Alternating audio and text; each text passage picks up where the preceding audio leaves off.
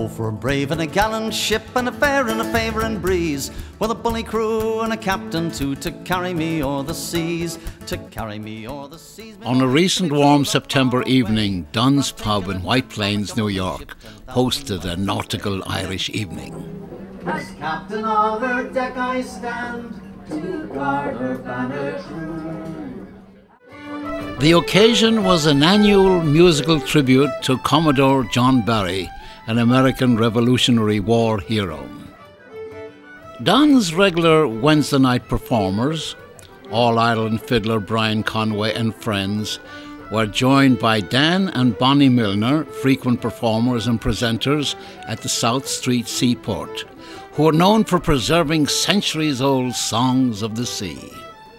Though many historians have hailed the Irish-born Barry as the father of the American Navy, he has remained a largely unsung hero in popular history books of the era. A recent biography by author Tim McGraw, entitled John Barry, an American Hero in the Age of Sail, provides a page-turning account of Barry's life, packed with high seas adventures. Born in County Wexford, Ireland in 1745, Barry began his career as a ship's cabin boy and quickly worked his way up through the ranks. Barry's first command came in 1766 aboard the schooner Barbados, sailing out of his home port of Philadelphia. In the following years, he quickly garnered a reputation as a daring and skilled seaman. When the Revolutionary War broke out, Barry offered his services to the Continental Congress in the cause of American liberty. During the Revolution, Barry captured over 20 ships, including an armed schooner in the lower Delaware.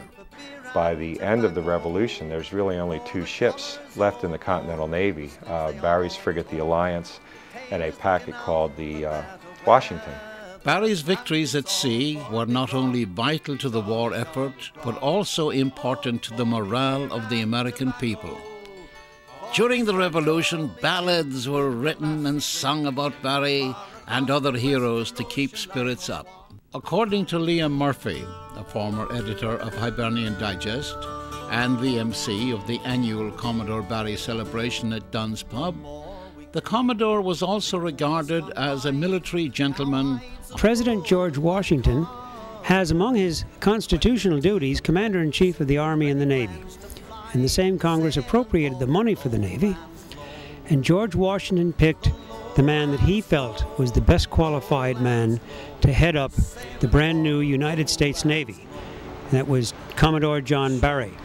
The Commodore John Barry Evening also provided an opportunity for Dan Milner to present songs from his recent Smithsonian Folkways CD, Irish Pirate Ballads and Other Songs of the Sea.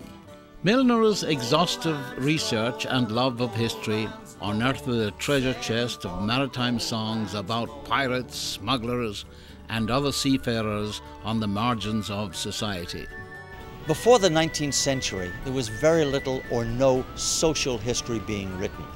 Embedded in songs themselves are the true feelings. They were not making them for any purpose other than to self-express.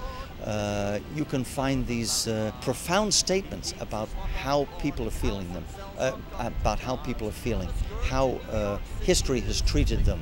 It's powerful stuff. So if you want your night dance, step into Larry Marr's, and he'll serve you with abundance from his big 5-gallon jar. One of the most interesting stories, and it relates to New York, is that of Lawrence Maher. Larry Maher's big 5-gallon jar is the name of the song. So what happens is you go into Larry Maher's big 5-gallon jar, his place there, his emporium, and he gives you knockout drops, and the recipe for it is actually in the song itself.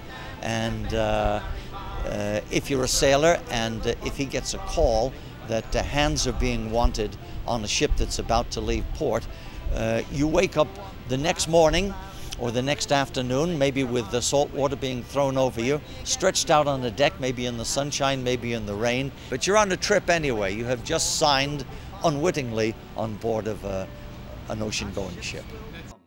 A cousin of these lusty and bold pirate ballads were the oft-described sea shanties. Dan's wife, Bonnie Milner, a member of the musical group the Johnson Girls, explains that sea shanties were a way for sailing crews in the age of sail to remember and perform their duties on board ship. A shanty was a work song that was used in the heyday of sail. These were the songs that were used to drive the tall ships long before there were engines. There would be a shantyman that would lead the song, and then the crew would join in the chorus to perform such chores aboard ship as raising the anchor, raising sails, pumping water out of the ships, and these songs were actually tools aboard ship. So if a job had to be done, the song would last as long as the job would take. Bringing together history and its music, the annual celebration at Dunne's pub exemplifies Victor Hugo's enduring maxim: "There is one spectacle grander than the sea, that is the sky. There is one spectacle grander than the sky, that is the interior of the soul." I'm off on the pounding main, and I won't be back again, for I'm on the move to my own true love 10,000 miles away. My true love, she was beautiful, my true love, she was young.